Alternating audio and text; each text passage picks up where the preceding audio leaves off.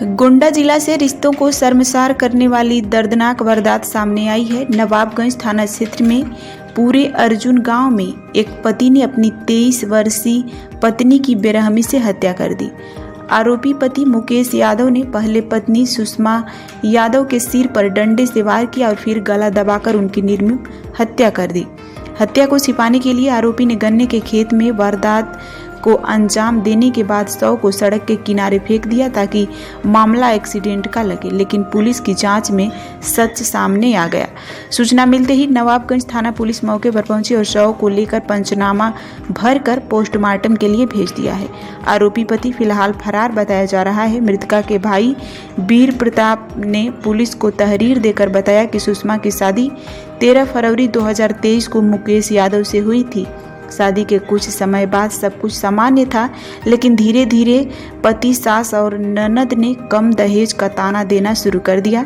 परिजनों के अनुसार आरोपी पति एक मोटरसाइकिल और एक भैंस की मांग कर रहा था। परिजनों ने कुछ समय देने की बात कही, लेकिन आरोपी ने देर रात सुषमा की हत्या कर शव को सड़क किनारे फेंक दिया ताकि पुलिस को गुमराह किया जा सके।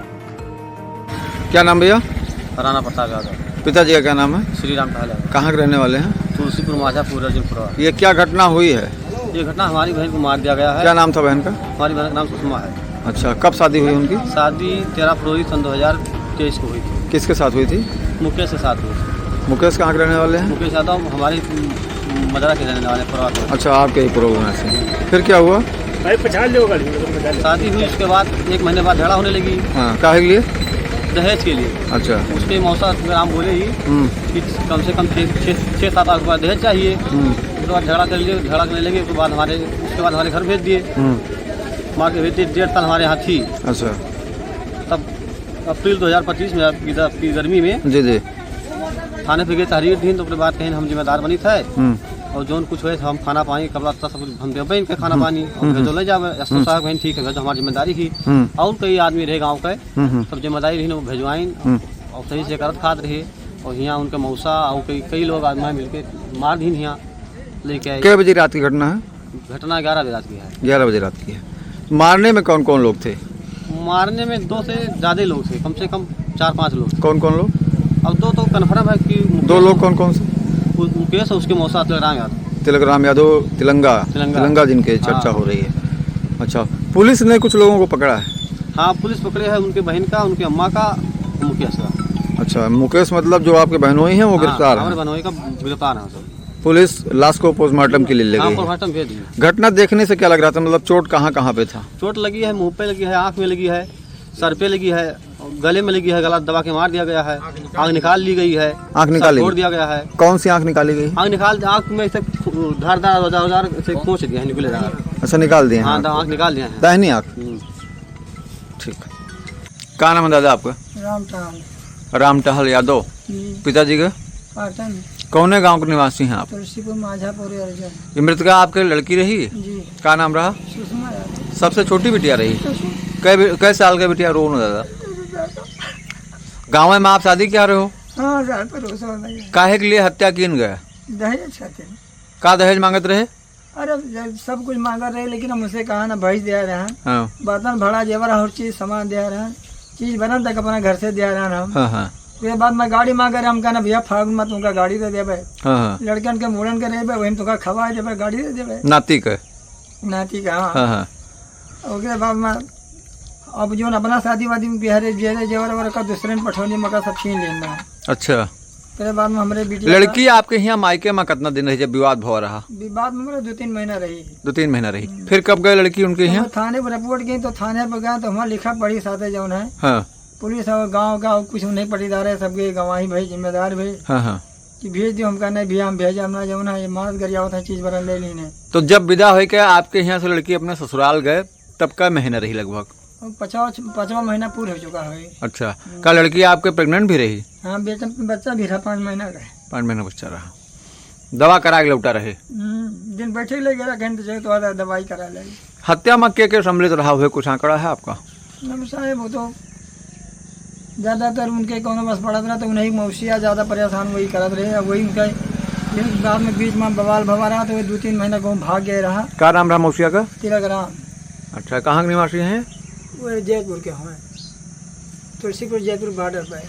चोट के निशान कहाँ का रहा? कै बजे आपको घटना की जानकारी मिली? हम चोट वोट वहाँ लड़की देखा नहीं जाने, ये लोग गहरा देखा बता सकता है। हमें जानकारी मिली है लगभग 11:15 बजे। 11:15 बजे रात में। हाँ। आप यहीं रहा थो दुकान पे? आप यही मिली। हाँ। परचून की दुकान करते हो? ठीक। दिनांक 28/10/2025 को थाना नवाबगंज के तुलसीपुर माझा से यह थाने को सूचना प्राप्त हुई कि सड़क के किनारे एक एक्सीडेंट हो गया है जिसमें पत्नी की मृत्यु हो गई है, पति घायल है।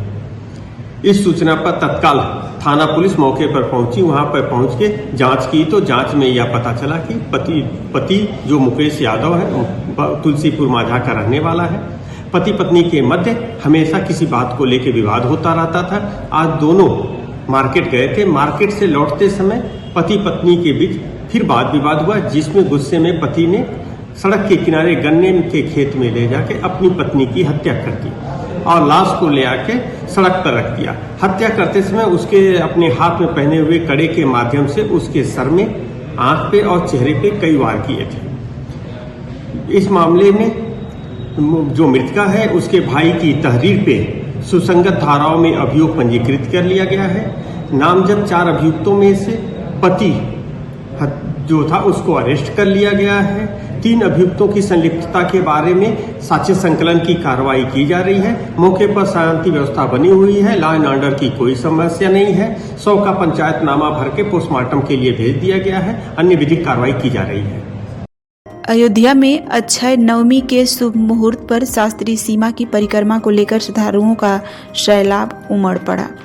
लाखों की संख्या में श्रद्धालु अयोध्या पहुंचे और लता मंगेशकर चौक, हनुमानगढ़ी, राम जन्मभूमि सहित अयोध्या की सभी सड़कों पर जय श्री राम के जय घोष करते हुए अपनी आस्था का इजहार किया। वहीं दूर दराज से आए श्रद्धालुओं ने जय श्री राम के जय घोष करते हुए अपनी खुशी जाहिर की और बताया कि वे पवित्र अवसर पर रामलला के दर्शन करने और परिक्रमा करने के लिए अयोध्या आए हैं। एडीजी जोन सुजीत पांडे अयोध्या पहुंचकर सुरक्षा व्यवस्था का जायजा लिया। उन्होंने परिक्रमा मार्ग का निरीक्षण किया और अधिकारियों के साथ बैठक कर सुरक्षा व्यवस्थाओं और अधिक मजबूत करने के निर्देश दिए। अक्षय नवमी के शुभ मुहूर्त पर होने वाली इस परिक्रमा मुहूर्त का सुबह 4:50 से शुरू हुआ, जो 31 अक्टूबर को सुबह 4:41 तक चलेगा। मुहूर्त से पहले ही श्रद्धालुओं ने जय श्री राम के जय घोष करते हुए परिक्रमा की शुरुआत की। श्रीधर पांडे। कहाँ से है? अकबरपुर अम्बेडकर नगर। परिक्रमा करने के लिए। कहाँ से परिक्रमा उठाए आप लोग? नए घाट से करने के लिए। आपको परिक्रमा कर रहे हैं? अभी वही 4:50 पे 51 पे हम लोग उठाए परिक्रमा जोड़ इतना हो गया टाइम 7 घंटे। रीता कहाँ से हैं? जिला सुल्तानपुर आज आई हैं परिक्रमा करे 4:51। कहाँ मतलब? नए घाट लोगों की आस्था का है। जो राम 14 कोस घूम के गए रहे तो वही हम भी कर रहे हैं। जो कर सकते हैं तो हम उनके लिए नहीं कर सकते हैं। क्या नाम है? हमारा नाम है बालाजी। रुक जाओ। 14 कोसी परिक्रमा अयोध्या से नए घाट से उठाए हैं और परिक्रमा इसलिए होता है, भगवान राम 14 वर्ष का वनवास करके वापस आए थे कार्तिक मास में। बड़ा शुभ और परोपकारी मंगलकारी होता है। भगवान राम की परिक्रमा जो है उन्हीं की परिक्रमा मानी जाती है, क्योंकि वो भगवान श्री हरि नारायण है, उनके द्वारा सबका मंगल हुआ था। ठीक है, और काफ़ी चीज़ें हैं बताने के लिए, मगर समय बहुत कम है, थोड़ा हमें परिक्रमा अच्छा, कहाँ से उठाए हैं? हम नए घाट से 4:51 पर उठाए थे। बहुत शुभ मुहूर्त और अच्छा मुहूर्त था पत्रिका के हिसाब। तो इसलिए आप लोग रोड तो बहुत सुंदर, पहले से बहुत सुंदर है। योगी जी ने बहुत सुंदर और अच्छी व्यवस्था की है। प्रयागराज में भी बहुत सुंदर व्यवस्था की थी और अयोध्या में भी बहुत सुदृढ़ और बहुत सुंदर व्यवस्था करके आप लोग। अरे लड़का बच्चा सब ठीक ठाक परिवार सहित है हम लोग। परिवार के लिए जीवात्मा के मंगल के लिए, भक्ति के लिए सनातनी चीज है हमारा। मर्यादा पुरुषोत्तम श्री राम है। भगवान हमारे आदर्श है, मर्यादा पुरुषोत्तम श्री राम है। उन्होंने मानवता के लिए अपना सारा जीवन समर्पित कर दिया था। ठीक है, और माता सीता ने भी अपना जीवन समर्पण किया ठीक प्रजा के लिए। और क्या कहें, बहुत रामायण की आप सब चीज़ें जानते हैं, आप पढ़े होंगे। अब क्या भगवान श्री राम योगी जी को प्रधानमंत्री बनाए और योगी जी को बहुत बहुत लाख लाख धन्यवाद और उनकी आयु बहुत बढ़ी। मोदी जी। श्री राम नगरी अयोध्या अब खेल जगत में भी अपनी पहचान बना रही है। यहाँ 7 से 9 नवंबर तक आयोजित होने जा रही है राष्ट्रीय मुक्केबाजी चैंपियनशिप। देश भर के खिलाड़ियों के लिए रोमांचक और प्रतिस्पर्धा का बड़ा मंच बनने जा रही है। यह अयोध्या सेठ MR जयपुरिया स्कूल अयोध्या में होगा, जिसमें देश के विभिन्न राज्यों, केंद्र शासित प्रदेशों और वार्डों के टीम हिस्सा लेंगी। विजेताओं को नगद पुरस्कार के साथ साथ अंतर्राष्ट्रीय स्तर पर खेल का मौका भी मिलेगा। स्वर्ण पदक विजेता को 11,000 और रजत पदक विजेता को 5,100 का पुरस्कार राशि दिया जाएगा। इसके अलावा विजेता को IBA men's elite world boxing championship Dubai के चयन शिविर में भाग लेने का अवसर भी मिलेगा। आयोजित समिति ने बताया कि प्रतियोगिता के माध्यम से अयोध्या खेलों का नया केंद्र बनकर उभर रही है। समिति के अनुसार हम अयोध्या की पवित्र धरती पर आने वाले हर खिलाड़ी का गर्मजोशी से स्वागत करेंगे। यह राष्ट्रीय चैंपियनशिप न केवल मुक्केबाजी के स्तर को नई ऊंचाई पर लेकर जाएगी, बल्कि अयोध्या को राष्ट्रीय खेल मानचित्र पर एक प्रमुख स्थान दिलाने की दिशा में एक ऐतिहासिक कदम साबित होगी। एमेच्योर बॉक्सिंग फेडरेशन के अध्यक्ष डॉक्टर राकेश मिश्रा जी की जो सोच है कि भाई पूरे भारतवर्ष में बॉक्सिंग को बढ़ाने के लिए काम किया जाए, उसी के उसमें अयोध्या में एक सीनियर मुक्केबाजी प्रतियोगिता का आयोजन यहाँ 7 से 10 तक करने का निर्णय लिया है। तो उसमें मैं गुप्ता जी को बधाई देता हूँ कि इन्होंने इस चीज़ को कराने का यहाँ अयोध्या में जो निर्णय लिया है, उससे अयोध्या में नहीं पूरे यूपी में इसका बॉक्सिंग के खिलाड़ियों का सभी का बहुत अच्छा जो है उनको यहाँ देखने को मिलेगा, क्योंकि इस प्रतियोगिता में सारे अंतर्राष्ट्रीय और राष्ट्रीय स्तर के खिलाड़ी जो हैं इसमें भाग लेंगे। यह प्रतियोगिता 7 तारीख से लेकर 10 नवंबर तक अपना जयपुरिया स्कूल में आयोजित की जाएगी, जिसमें 7 तारीख को शाम को 5 से लेकर 7 बजे तक वेट मेडिकल रजिस्ट्रेशन होगा। 8 तारीख को इसमें 11 बजे ओपनिंग सेरेमनी होगी। उसके बाद 9 तारीख को सेमीफाइनल बाउट्स कराई जाएंगी और 10 तारीख को फाइनल बाउट कराई जाएगी। और इस प्रतियोगिता से जो खिलाड़ी जीतेंगे वो 2 से लेके 13 दिसंबर तक दुबई में आईबा वर्ल्ड बॉक्सिंग चैंपियनशिप जो आयोजित की जा रही है आईबा के द्वारा, उस प्रतियोगिताओं में ये खिलाड़ी जो है भाग लेंगे। और ये पहली बार हो रहा है कि जो एक अंतर्राष्ट्रीय स्तर की जो प्रतियोगिता है उसमें कैश प्राइज $3 लाख जो है उसमें गोल्ड मेडल का जो आईबा है उसने रखा है। तो मैं इसमें शोर करता हूं कि जो भारत के खिलाड़ी हैं वो कैश प्राइज लेने में दुबई में कामयाब होंगे। और इसी के साथ मैं गुप्ता जी को बधाई देता हूं कि इन्होंने कराने का यहाँ सुनिश्चित किया है, इसके लिए बहुत बहुत बधाई। जैसा कि अभी राकेश जी ने बताया, पूरी डिटेल प्रोग्राम बताया कि हम अयोध्या में क्या करने जा रहे हैं। मैं इसको आगे कंटिन्यू करता हूँ कि आप जो इंडियन एमेच्योर बॉक्सिंग फेडरेशन है उसने ये मौका दिया हमको कि हम अयोध्या में एक कार्यक्रम आयोजित कराएं, जिसमें हम पूरे देश की प्रतिभाओं को बॉक्सिंग प्रतिभाओं को निकाल के और उनको देश के बाहर, जैसे आपने बताया कि दुबई में 2 तारीख से लेकर 12 तारीख के बीच में इंटरनेशनल बॉक्सिंग फेडरेशन बॉक्सिंग का कंपटीशन होगा, वहाँ पे उनको मौका मिलेगा अपनी प्रतिभा का प्रदर्शन करने में और देश का नाम ऊंचा करने के लिए। और भगवान श्री राम की इस नगरी में अगर ये हमें मौका मिल रहा है तो हम फेडरेशन के बहुत बहुत आभारी हैं। और हम पूरी कोशिश करेंगे कि अयोध्या के बॉक्सर भी और पूरे देश के आए हुए बॉक्सर यहाँ पे बढ़िया तरीके से उनका प्रदर्शन हो और बढ़िया तरीके से वो रहें और भगवान राम के इसी उसमें दर्शन करके जाएं। दिल्ली नगर निगम के आंदोलनरत कर्मचारियों के समर्थन में सीटू के बैनर तले मजदूरों ने जंतर मंतर दिल्ली पर जोरदार प्रदर्शन किया।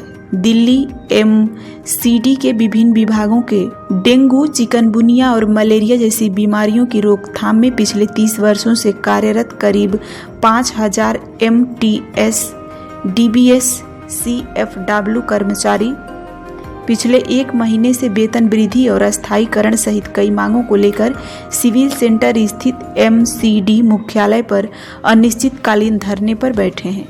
इन कर्मचारियों के समर्थन में IC2 दिल्ली NCR राज्य कमेटी के आह्वान पर विभिन्न यूनियनों के सैकड़ों मजदूरों ने जंतर मंतर पर एकत्र होकर प्रदर्शन किया। इस मौके पर गौतम बुद्ध नगर से C2 नेता मुकेश कुमार राघव, राम स्वारथ, राम सागर और गंगेश्वर दत्त शर्मा के नेतृत्व में दर्जनों कार्यकर्ता शामिल हुए। प्रदर्शन को C2 के वरिष्ठ नेता कामरेड PB अनियन, अनुराग सक्सेना, मदन ज्ञानेंद्र और मुकेश कुमार राघव सहित कई नेताओं ने संबोधित किया। नेताओं ने कहा कि हड़ताल की जिम्मेदारी निगम प्रशासन पर है। केंद्र और दिल्ली सरकार को तुरंत हस्तक्षेप कर कर्मचारियों को न्यायोचित मांगों पर सम्मानजनक समझौता करना चाहिए, अन्यथा पूरे दिल्ली NCR क्षेत्र में बड़ा आंदोलन करना शुरू कर देगा।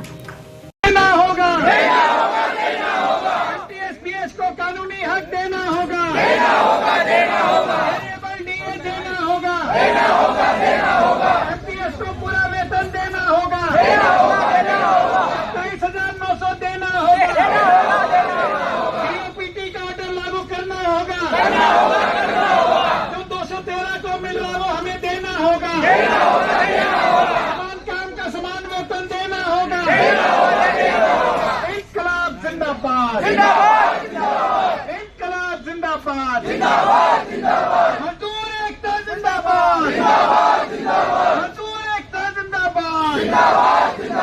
30 वर्षों से काम कर रहे कर्मचारी के साथ न्याय करो, सभी कर्मचारियों के साथ न्याय करो, MTSPH के साथ न्याय करो, MCD कर्मियों के साथ न्याय करो। अमित शाह होश में आओ,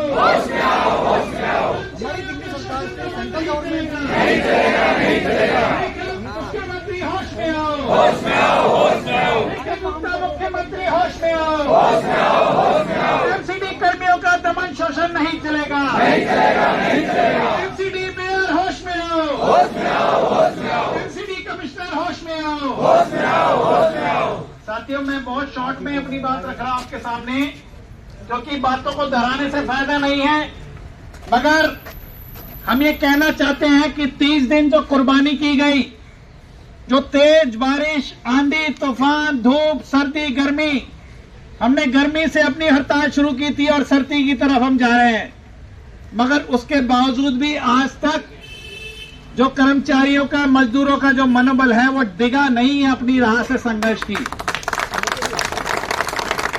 कितना भी सलाम किया जाए कम है, और मेरे से पूर्व वक्ताओं ने भी बोला है कि आज के दौर में वो भी ठेका मजदूरों के द्वारा इस प्रकार की आंदोलन जो है अपने आप में एक मिसाल कायम करेगी। साथियों, ये तो 13 महीने के अंदर किसानों ने 750 किसानों ने कुर्बानी दी थी, तो ये जो पिछले 1 महीने में 3 हमारे MPS भाइयों ने कुर्बानी दी है, भाइयों ने, तो जाया नहीं जाएगी, वो जाया नहीं जाएगी और इतिहास में लिखेगी, सुनहरी इतिहास लिखा जाएगा दिल्ली का जब मजदूर वर्ग का, तो आपका इतिहास का भी एक पन्ना आज शामिल हो गया उसके अंदर।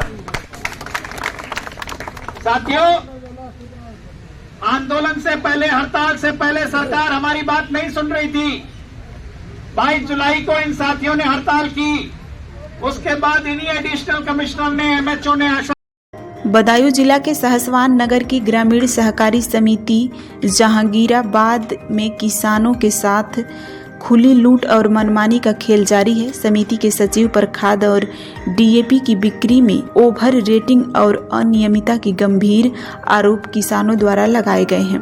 किसानों का कहना है कि समिति पर उन्हें निर्धारित दरों से अधिक मूल्य पर खाद और DAP दी जा रही है। साथ ही सचिव द्वारा हर किसान को 225 रुपये की नैनो यूरिया को बोतल जबरन थमाई जा रही है। जिन किसानों द्वारा नैनो यूरिया लेने से मना किया जा रहा है, सचिव द्वारा उन किसानों को खाद और DAP देने से साफ इनकार किया जाता है। किसानों का आरोप है कि सचिव की यह मनमानी लंबे समय से चलती आ रही है। शिकायत करने की कोशिश करने पर भी उन्हें कोई रास्ता नहीं मिलता, क्योंकि सचिव ने अधिकारियों से संपर्क सूत्र के जरिए सूची तक मिटा दी है। इसके साथ ही यह तक नहीं जान पा रहे हैं कि शिकायत किससे करें। ग्रामीणों का आरोप है कि समिति पर तैनात सचिव किसानों से दुर्व्यवहार करते हैं और खुलेआम यह कहते हैं कि नैनो यूरिया लेना ही होगा वरना खाद नहीं मिलेगा। इससे किसानों में भारी रोष व्याप्त है। फसलों की बुआई का समय चलने के कारण किसान मजबूरी में महंगे दामों पर नैनो यूरिया खरीदने को विवश हैं। कुछ किसानों ने बताया कि खाद की कमी, देर से वितरण के कारण उनकी फसल प्रभावित हो रही है। क्या नाम है आपका? कयू। क्या रुपए का दिया कट्टा आपको? 1360। और क्या दिया है? दवाई की शीशी। बोना लिया तो खाते कट्टे नहीं मिलेंगे। ये कह रहे हैं खाते कट्टा नहीं देंगे। नहीं। जी आपने क्या कट्टे लिए हैं? 2 कट्टे। क्या रुपए के लिए? 1360 रुपये का कट्टा दिया, 225 रुपये की बोतल दिए, 2 कट्टों का एक बोतल दिए। एक बोतल दे रहे हैं? हाँ, 225 रुपये। अगर बोतल ना लें तो दे रहे हैं, कट्टे नहीं दे रहे। और क्या। जनपद बिजनौर के धामपुर शुगर मिल में आयकर विभाग की टीम ने छापेमारी की। छापे की कार्रवाई के दौरान शुगर मिल अधिकारियों के मोबाइल स्विच ऑफ करा दिए गए और ड्यूटी पर आने वाले कर्मचारियों को भी अंदर जाने की अनुमति नहीं दी। CISF सुरक्षा बल को शुगर मिल गेट पर तैनात कर दिया गया। बुधवार की सुबह 6 बजे आयकर विभाग की टीम धामपुर शुगर मिल पहुंची। टीम ने शामिल अधिकारियों शुगर मिल में प्रवेश किया और विभिन्न कार्यक्रम और रिकॉर्ड रूम में जांच पड़ताल करना शुरू कर दी। वहीं गेट पर सुरक्षा घेराबंदी बढ़ा दी गई। ड्यूटी पर आने वाले कर्मचारियों को भी अंदर नहीं जाने दिया, जिससे नियमित रूप से ड्यूटी पर आने वाले कर्मचारियों में बेचैनी देखी गई। मीडिया कर्मियों ने जब मिल परिसर में जाकर स्थिति जानने की कोशिश की तो टीम ने उन्हें शामिल अधिकारियों ने रोक दिया। धामपुर शुगर मिल में छापे की इस कार्रवाई से मिल कर्मचारियों और अधिकारियों में हड़कंप देखा गया। इस दौरान क्षेत्र में भ्रमण कर जब शुगर मिल के गन्ना महाप्रबंधक ओमवीर सिंह के गेट पर पहुंचे तो मीडिया ने इस बारे में पूछा तो उन्होंने कहा कि उन्हें फिलहाल कोई जानकारी नहीं है, अभी वह फील्ड में भ्रमण कर रहे थे और लौटे हैं, इसलिए इस बारे में वो कुछ बता नहीं सकते हैं। बदायूं से खबर है, जहां आज दिनांक 29 अक्टूबर को RES डाक बंगला में बुधवार को भारतीय किसान यूनियन चढ़ुनी ने संगठन का विस्तार किया। जिलाध्यक्ष सतीश साहू ने जितेंद्र सिंह पुत्र बनवारी सिंह दहगवा निवासी को ब्लॉक अध्यक्ष की जिम्मेदारी सौंपी। वहीं राजकुमार पुत्र रूप किशोर निवासी ग्राम कोठा तहसील सहसवान को ग्राम अध्यक्ष नियुक्त किया गया। साथ में उन सदस्यों को सदस्यता भी दिलाई गई। सभी नियुक्त कार्यकर्ताओं ने सहसवान तहसील क्षेत्र के प्रत्येक गांव में पहुंचकर भारतीय किसान यूनियन चढ़नी को मजबूत करने के लिए संकल्प लिया। किसान हित मजदूर वर्ग के लिए पूरी ईमानदारी लगन मेहनत से काम करने का संकल्प लिया गया। इस अवसर पर रजनीश उपाध्याय, सत्येंद्र यादव, रणबीर यादव, शरीफ अब्बासी, ब्यूसुदास कल्लू, अजय सैनी, भूपेंद्र पाठक आदि लोग मौजूद रहे। बिहार के वैशाली से खबर है, जहां जैसे जैसे विधानसभा चुनाव की तिथि नजदीक आती जा रही है, क्षेत्र में जनसंपर्क अभियान तेज होता जा रहा है। एनडीए उम्मीदवार संजय सिंह ने महुआ विधानसभा क्षेत्र के विभिन्न पंचायतों का दौरा कर मतदाताओं से समर्थन मांगा। जनसंपर्क के दौरान समसपुरा गांव में युवा समाजसेवी विजय कुमार सिंह के नेतृत्व में उनका भव्य स्वागत और सम्मान भोज का आयोजन किया गया। महुआ पहुंचने पर लोगों ने उन्हें फूल मालाओं और अंग वस्त्र से सम्मानित किया। इस अवसर पर संजय सिंह ने कहा कि जनता का जो स्नेह और सम्मान मिला है उसे वे जीवन भर नहीं भूलेंगे। उन्होंने कहा कि पहले भी जनता की समस्याओं के समाधान के लिए प्रयास किए गए हैं और आगे भी जनता का आशीर्वाद मिलने पर हर समस्या के निवारण के लिए प्रतिबद्ध रहेंगे। कार्यक्रम में राष्ट्रीय लोक मोर्चा के नेता प्रोफेसर सरोज कुमार सिंह उर्फ लाला सिंह, लोजपा के पूर्व जिला अध्यक्ष मनोज कुमार सिंह, भाजपा के जदयू सहित एनडीए के अनेक घटक दलों के नेताओं और सैकड़ों कार्यकर्ता उपस्थित रहे।